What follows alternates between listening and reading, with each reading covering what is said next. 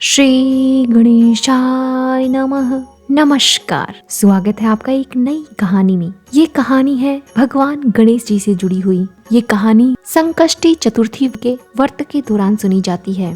संकष्टी चतुर्थी व्रत करने से घर परिवार में आ रही विपदा दूर होती है। कई दिनों से रुके मांगलिक कार्य भी संपन्न होते हैं तथा भगवान श्री गणेश जी की असीम कृपा आप पर हमेशा बनी रहती है। माह के किसी भी चतुर्थी के दिन भगवान श्री गणेश जी की पूजा के दौरान संकष्टी चतुर्थी व्रत की कथा पढ़ना बहुत ही शुभ माना जाता है। संकष्टी चतुर्थी व्रत से जुड़ी 4 पौराणिक कथाएं हैं जो आज हम आपको सुनाने वाले हैं। पौराणिक एवं प्रचलित कथाओं के अनुसार एक बार देवता कई विपदाओं से घिर गए। तब वे मदद मांगने के लिए भगवान शिव जी के पास पहुँचे। उस समय भगवान शिव के साथ कार्तिकेय जी और गणेश जी भी बैठे हुए थे। देवताओं की बात सुनकर शिव जी भगवान ने कार्तिकेय जी व गणेश जी से पूछा कि तुम में से कौन देवताओं के कष्टों का निवारण कर सकता है। कार्तिकेय जी व गणेश जी दोनों ने ही स्वयं को इस कार्य के लिए सक्षम बताया। इस पर भगवान शिव ने दोनों की परीक्षा लेने की सोची और कहा कि तुम दोनों में से जो सबसे पहले पृथ्वी की परिक्रमा करके वापस आएगा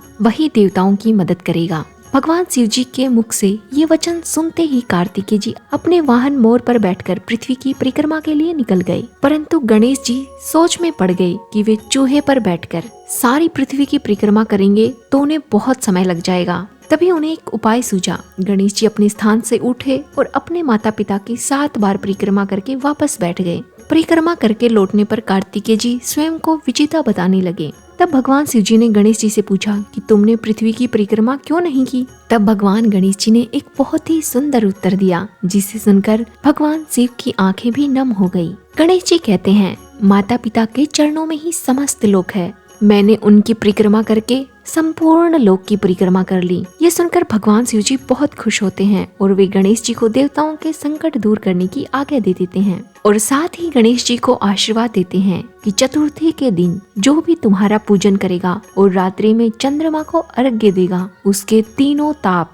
यानी दैहिक ताप, दैविक ताप और भौतिक ताप दूर हो जाएंगे। इस व्रत को करने से व्रतधारी के सभी तरह के दुख दूर हो जाते हैं। उनके जीवन में भौतिक सुखों की प्राप्ति होती है। चारों तरफ से मनुष्य सुख समृद्धि से घिर जाता है। धन धान्य की कोई कमी नहीं रहती। संतान का सुख भी मिलता है। अब हम आपको गणेश चतुर्थी से जुड़ी दूसरी कथा सुनाते हैं। एक समय की बात है, राजा हरिश्चंद्र के राज्य में एक कुम्हार था। वह मिट्टी के बर्तन बनाया करता था लेकिन वे कच्चे रह जाते थे। एक दिन पुजारी जी ने उन्हें इस समस्या को दूर करने का एक उपाय बताया। पुजारी जी की बात मानकर कुम्हार ने अपनी समस्या को दूर करने के लिए एक छोटे बालक को मिट्टी के बर्तनों के साथ आवा में डाल दिया। उस दिन संकटी चतुर्थी का दिन था। बच्चे की माँ उसे बहुत ढूंढती है लेकिन जब बच्चा नहीं मिलता तो वो भगवान गणेश जी से अपने बेटे की कुशलता की प्रार्थना करती है। दूसरे दिन कुम्हार जब सुबह सोकर उठा तो उसने देखा आवा में उसके बर्तन तो पक गए लेकिन बच्चे का बाल भी बाका नहीं हुआ। वह डर जाता है और राजा के पास पहुंच जाता है। राजा सारी घटना सुनने के बाद बच्चे की माता को बुलाते हैं। बच्चे की माता ने भगवान गणेश जी की संकष्टी चतुर्थी के दिन की गई पूजा और व्रत का वर्णन किया जिसे सुनकर राजा बहुत खुश होते हैं और अपने पूरे नगर में संकष्टी चतुर्थी के दिन व्रत करने की परंपरा शुरू करते हैं। इस घटना के बाद राजा के राज्य में रहने वाली सभी महिलाएं अपनी संतान और परिवार के सौभाग्य के लिए संकष्ट चौथ का व्रत करने लगी।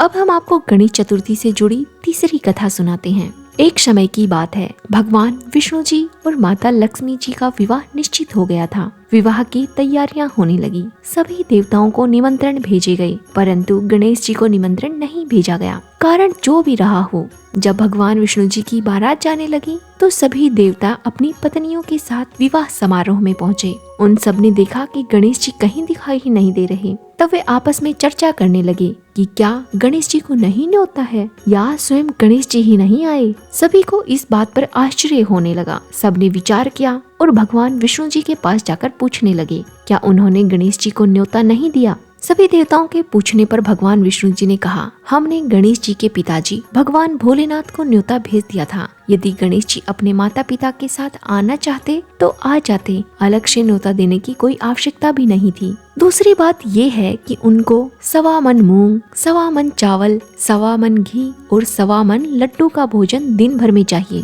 यदि गणेश जी नहीं आए तो कोई बात नहीं, दूसरे के घर जाकर इतना सारा खाना पीना करना भी अच्छी बात नहीं है। सभी देवतागण ये वार्ता कर ही रहे थे कि तभी किसी एक ने सुझाव दिया, यदि गणेश जी आ भी जाएं तो उनको द्वारपाल बनाकर घर के बाहर बिठा देंगे और कह देंगे आप तो चूहे पर बैठकर धीरे धीरे चलोगे तो बारात से बहुत पीछे रह जाओगे। ये सुझाव सबको पसंद आता है और भगवान विष्णु जी भी अपनी सहमति दे देते हैं। होना क्या था, गणेश जी वहाँ आ पहुँचते हैं और उन्हें समझा बुझाकर घर की रखवाली करने के लिए घर छोड़ दिया जाता है। बारात चल देती है। तब नारद जी ने देखा कि गणेश जी तो दरवाजे पर ही बैठे हुए हैं, तो वे गणेश जी के पास गए, उन्हें प्रणाम किया और रुककर पूछा कि आप यहाँ रुक क्यों रहे हैं। गणेश जी कहने लगे कि भगवान विष्णु जी ने मेरा बहुत अपमान किया है। नारद जी कहते हैं तो आपको अपनी मूषक सेना आगे भेज देनी चाहिए जो रास्ता खोद दे, जिसकी वजह से इन सभी के वाहन धरती में धंस जाएं। तब आपको सम्मान पूर्वक बुलाना ही पड़ेगा सबको। गणेश जी को नारद जी की बात सही लगती है तो वे अपनी मूषक सेना को जल्दी से आगे भेज देते हैं।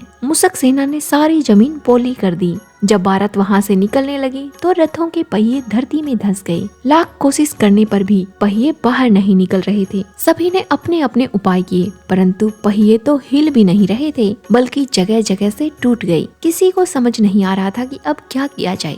तब नारद जी कहते हैं आप लोगों ने गणेश जी का अपमान करके अच्छा नहीं किया। यदि उन्हें मनाकर लाया जाए तो आपका कार्य सिद्ध हो जाएगा और यह संकट टल जाएगा। नारद जी की बातें सुनकर भगवान शिव जी ने अपने दूत नंदी को भेजा और वे गणेश जी को लेकर वापस आए। गणेश जी का आदर सम्मान के साथ पूजन किया गया। तब कहीं रथ के पहिए बाहर निकले। अब रथ के पहिए निकल तो गए परंतु वे टूट फूट गए थे, तो उन्हें सुधारे कौन। पास के खेत में खाती काम कर रहा था, उसे बुलवाया गया। खाती अपना कार्य शुरू करने से पहले बोला जय श्री गणेशाय नमः और अपने काम में लग गया। गणेश जी की वंदना मन ही मन करके उन्होंने काम शुरू कर दिया। देखते ही देखते खाती ने सभी पहियों को बहुत जल्द ठीक कर दिया। तब खाती कहने लगा कि हे देवताओं, आपने सर्वप्रथम गणेश जी को नहीं मनाया होगा और न ही उनका पूजन किया होगा, इसीलिए तो आपके सामने ये संकट आया। हम तो मूर्ख अज्ञानी हैं, फिर भी सबसे पहले गणेश जी की पूजा करते हैं, उनका ध्यान करते हैं। आप लोग तो देवतागण हैं, फिर भी आप गणेश जी को कैसे भूल गए। अब आप लोग भगवान श्री गणेश जी की जय जयकार करते हुए जाइए तो आपके सब काम बन जाएंगे और हर संकट टल जाएगा। ऐसा कहते हुए खाती वहाँ से चला गया। रथ ठीक होने के बाद बारात भी वहाँ से चल देती है। भगवान विष्णु जी और माता लक्ष्मी जी का विवाह संपन्न होता है। सभी सकुशल घर लौट आते हैं। तभी से कोई भी काम शुरू किया जाता है उससे पहले भगवान श्री गणेश जी को याद किया जाता है और कहा जाता है हे गणेश जी महाराज, आपने विष्णु को जैसो कारज सारियो ऐसो कारज सबको सिद्ध कर जो। बोलो गजानन भगवान की जय। इसलिए किसी भी काम को शुरू करने से पहले भगवान श्री गणेश जी की आराधना करें, उन्हें याद करें और फिर कार्य को शुरू करें। इससे आपका कार्य पूर्ण भी होगा और सकुशल भी होगा। अब हम आपको संकष्टी चतुर्थी पर सुनी जाने वाली चौथी कथा सुनाते हैं। एक बार भगवान शिव जी और माता पार्वती जी नर्मदा नदी के किनारे बैठे थे। वहाँ माता पार्वती जी ने भगवान शिव के साथ समय बिताने के लिए चौपड़ खेलने की बात कही। भगवान शिव भी इस खेल को खेलने के लिए तैयार हो गए, परंतु इस खेल में हार जीत का फैसला कौन करेगा, ये प्रश्न उनके सामने था। तो भगवान शिव जी ने कुछ तिनके इकट्ठे किए और उनका पुतला बनाकर उसकी प्राण प्रतिष्ठा कर दी और पुतले से कहा बेटा, हम चौपड़ खेलना चाहते हैं परंतु हमारी हार जीत का फैसला करने वाला कोई नहीं है, इसलिए तुम बताना कि हम दोनों में से कौन हारा और कौन जीता। इसके बाद भगवान शिव जी और माता पार्वती जी चौपड़ खेलना शुरू करते हैं। खेल 3 बार खेला गया और संयोग से तीनों बार माता पार्वती जी जीत गई। खेल समाप्त होने के बाद बालक से हार जीत का फैसला करने के लिए कहा गया तो उस बालक ने महादेव को विजयी बताया। ये सुनकर माता पार्वती जी क्रोधित हो गई। क्रोध में उन्होंने बालक को लंगड़ा होने का और कीचड़ में पड़े रहने का श्राप दे दिया। बालक ने माता पार्वती से माफी मांगी और कहा कि ये मुझसे अज्ञानतावश हुआ है, कृपया मुझे माफ कर दें, मैंने ये सब किसी द्वेष भाव में नहीं किया है। बालक द्वारा क्षमा मांगने पर माता ने कहा यहाँ गणेश जी पूजन के लिए नाग कन्याएं आएंगी, उनके कहे अनुसार तुम गणेश जी का व्रत करो, ऐसा करने से तुम मुझे प्राप्त करोगे। ये कहकर माता पार्वती जी और भगवान शिव जी कैलाश पर्वत पर चले गए। 1 वर्ष के बाद उस स्थान पर नाग कन्याएं आई। तब नाग कन्याओं से श्री गणेश जी के व्रत की विधि मालूम करने के बाद उस बालक ने 21 दिन लगातार भगवान गणेश जी का व्रत किया। उनकी श्रद्धा से गणेश जी बहुत प्रसन्न होते हैं और बालक को मनवांछित फल मांगने के लिए कहते हैं। इस पर बालक कहता है, हे विनायक महाराज, मुझे इतनी शक्ति दीजिए कि मैं अपने पैरों से चलकर अपने माता पिता के साथ कैलाश पर्वत पर पहुंच सकूं और मेरे माता पिता ये सब देखकर खुश हो जाएं। भगवान श्री गणेश जी तथास्तु कहकर अंतर्ध्यान हो जाते हैं। इसके बाद वह बालक कैलाश पर्वत पर पहुंच गया और कैलाश पर्वत पर पहुंचने की अपनी कथा उसने भगवान शिव जी को सुनाई।